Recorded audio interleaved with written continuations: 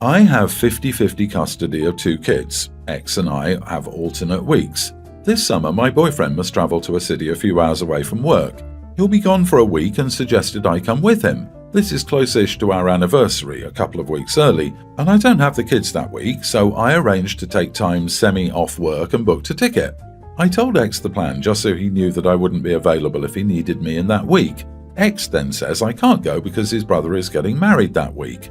The wedding is no kids, and he's the best man, so he needs me to take them that week despite being X's custody week on paper. He added that it has to be the whole week as there are pre- and post-wedding events around the actual wedding.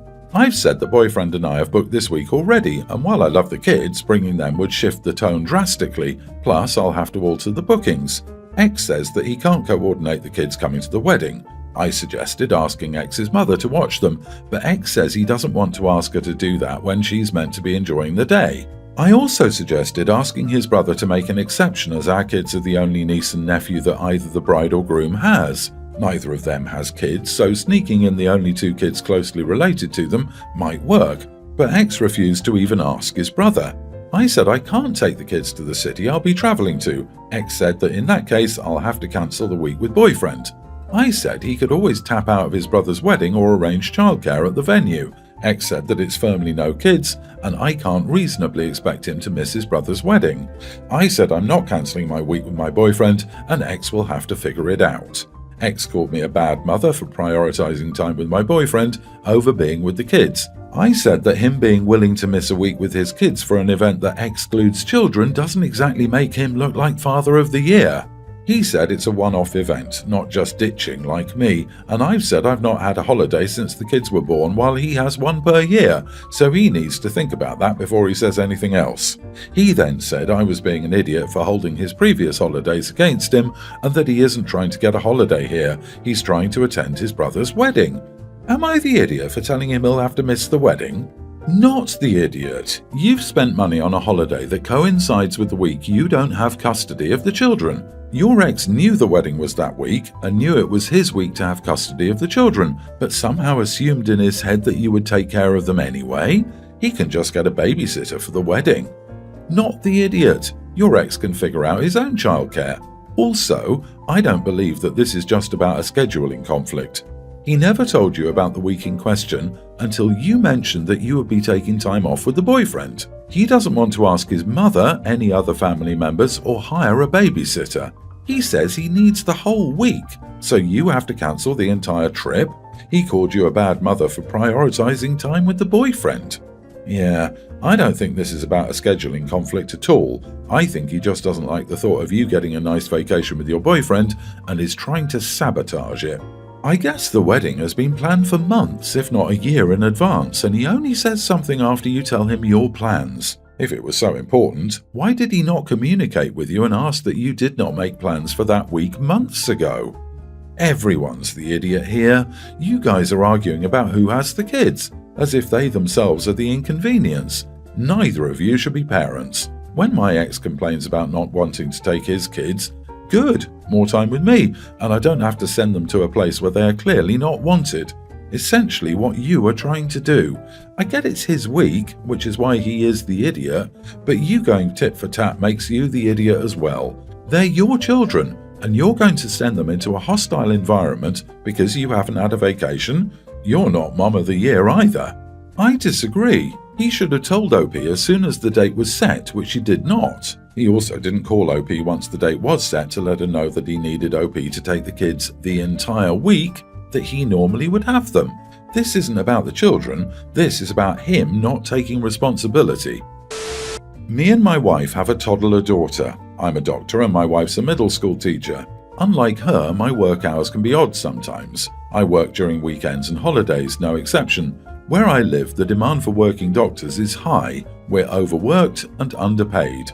I know this can affect my family's life as they want to spend time with me, but I'm trying to do my best. So the situation is that my wife wanted me to stay home and watch our daughter so my wife could attend her friend's child-free wedding. She knew I wasn't going, which is fine, I don't know the family well. I told her that I had a shift later in the evening. She said she'd be home before the early evening. I suggested getting a family member to babysit.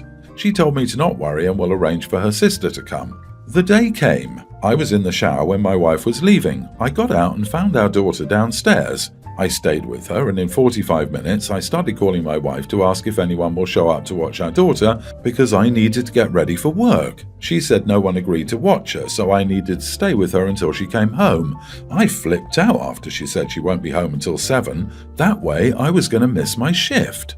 I told her I won't wait till then and will call for a babysitter. She tried to argue with me about how I was overreacting and said I don't need a babysitter. Our daughter needs her dad to be with her. She disagreed on the babysitter.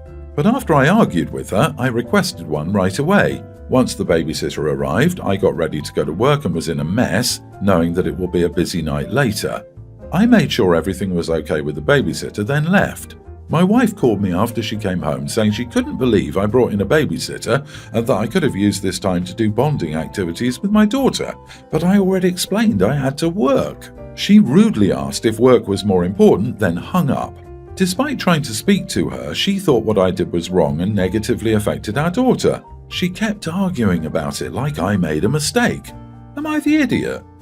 Not the idiot. Your wife clearly has some issues, both with communication, she agreed to getting a babysitter and then didn't tell you that fell through, which is awful, then wanting to test your engagement to the family. To me, she sounds like she hasn't a lot of respect for you and your job. And of course, a job shouldn't be more important than family, but no job means a worse situation for the family, so yeah, it's very important. Instead of talking about whatever she's clearly upset about, she created this dramatic and completely unnecessary situation herself and then attacked you for trying to resolve it, which is both stupid and mean. Not the idiot. What she did was manipulative. She should have thought about the demanding hours before she decided to marry a doctor. She wants the perks, but not the sacrifices that go with the job. The daughter is a toddler. She's not going to remember that daddy had to go to work instead of stay with her when mommy had to go to a wedding. That's just nonsense and gaslighting. Exactly, which is why she lied about having her sister come knowing OP had to work that night. She put a wedding before OP going to work, showing her priorities are not in line. And OP did the responsible thing. He got a babysitter so he could go make money, while his wife did go and enjoy the wedding. Everyone's the idiot here, she more than you. You don't babysit your kid. You take care of your child because you're the father. You made a choice to bring her to this world with your wife, so change that vocabulary mindset. And your wife is the idiot because she chose to ignore the very important work you're doing, especially in the middle of a global situation. If she needs a break, which is understandable, she should have handled this better instead of doing exactly what she knew was going to affect you in a negative way. I'd think communication needs to improve in this situation overall. However, it depends on whether this is a one-off or if this is a thing that happens a lot, i.e., her dismissing your work and needs. I just want to preface this by saying that my parents are extremely loving and supportive, but will not budge on this specific issue for no apparent reason. I got into real estate photography last summer, and it was the first job I've ever had. I was self-employed and worked for about 8 realtors. I made great money, $130 per shoot, and by the time school started, I had made close to $10,000. My parents were thrilled that I was so ambitious and happy that I was becoming an entrepreneur of sorts. I'm very frugal with my money, and I haven't spent any of it since then except for gas in my car, until recently when I wanted to build a computer for myself. I currently use a 2017 Mac Air that gets photo editing done. Still, I want to expand my business this summer to include videography as well, hence I need to upgrade to a more powerful computer. I also plan to game on this PC, because naturally I enjoy video games, and I want to use it for them in my spare time. I asked them if I could start ordering parts for the PC, and I didn't even think they would give it a second thought, but my mom began to yell at me and started bringing up every single thing that they had ever bought me, saying that if I wanted to use my money for a game, work computer, that I should start paying for everything else too. My dad then joined in and took her side. For context, my family is very well off, and I know that my parents are not struggling with bills in any way. My parents own over 3 dozen apartment and rental units. They have incredibly well compensated day jobs, so it baffles me as to why I'm asked to pay for bills if I wanted to buy a computer for myself. They bought me a car last month before I started working, which was around $30,000 as a gift, and are now demanding that if I want to buy the PC, which is only $1,700, that I should make car payments as well as insurance and water, electric and phone bills. I really don't know what to do to make them let me spend my own money how I want to. I plan to save the rest of the money for college, as my parents have set aside money for me to go to undergrad, but I want to fund my own way through law school, and I have no plans of ever spending it, but now they want me to pay the bills of the house in order for me to use my money. I have a debit card and checking account that my money is stored in that they have access to, and I'm afraid that they're going to drain my account and not let me use my money. How do I convince them to let me use the money, or at least to calm them down and make sure they don't drain my checking account and steal my hard-earned money? Your parents are trying to manipulate you so you will comply with what they want you to do. It also sounds likely they think you're blowing your money and don't understand it's to expand your business.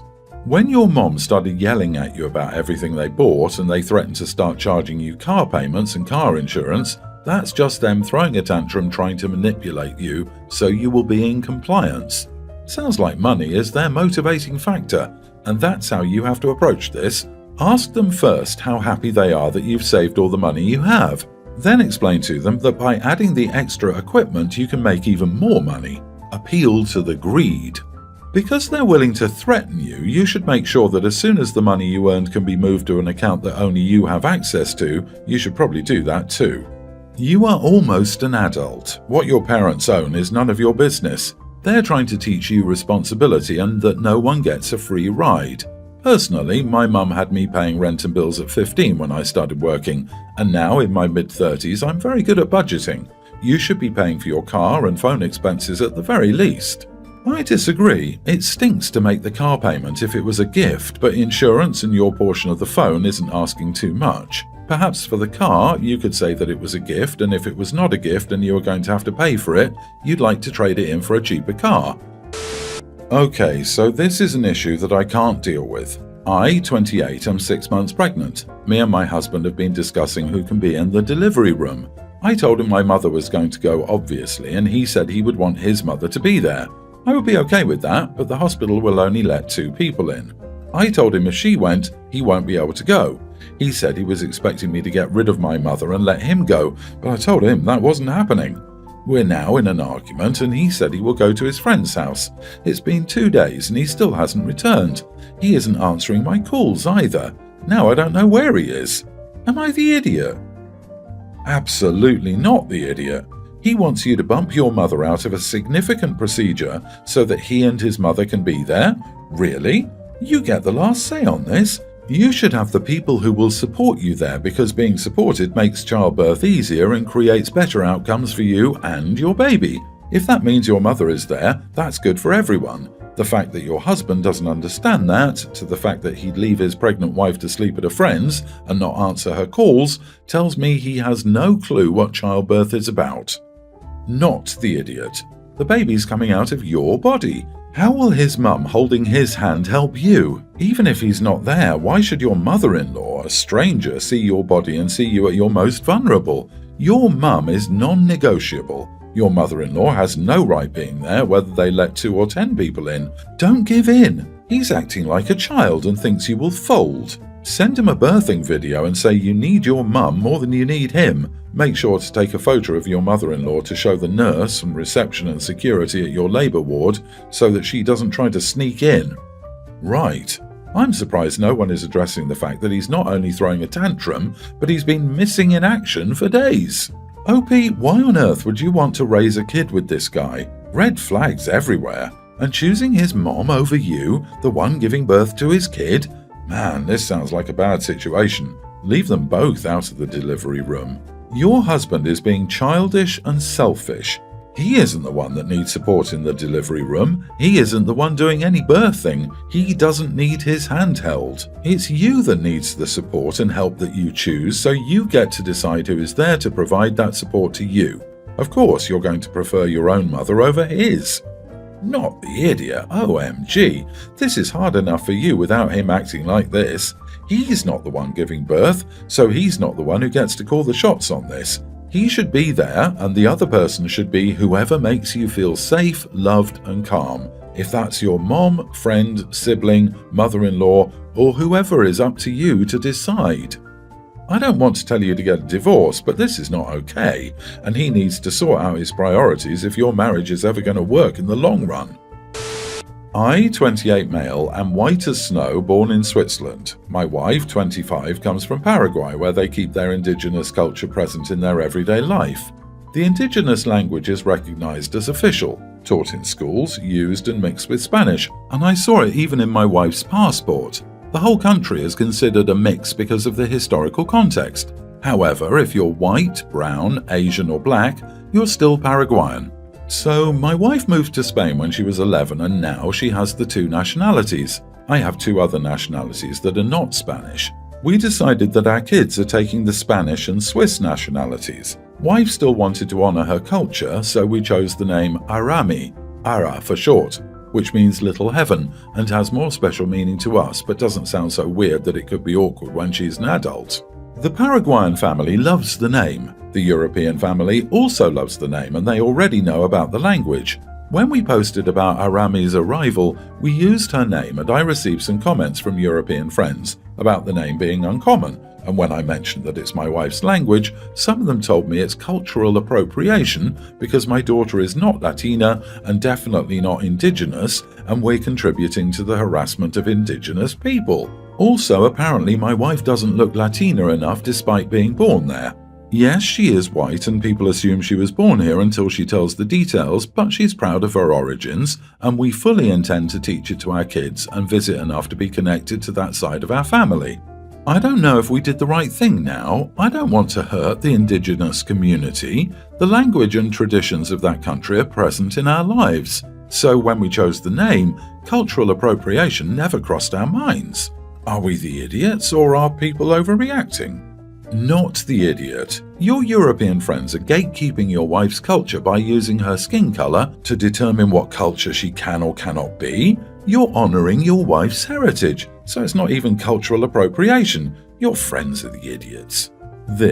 How can they get to say that the wife isn't Latina enough? Like some random Europeans get to decide that for her? I've never even heard Europeans talking about cultural appropriation, so I think the OP is incredibly unlucky to know such a bunch of idiots who want to control what they call their baby. How do these people dare to say that he and his wife haven't got the right to use a name from her culture and language for their baby?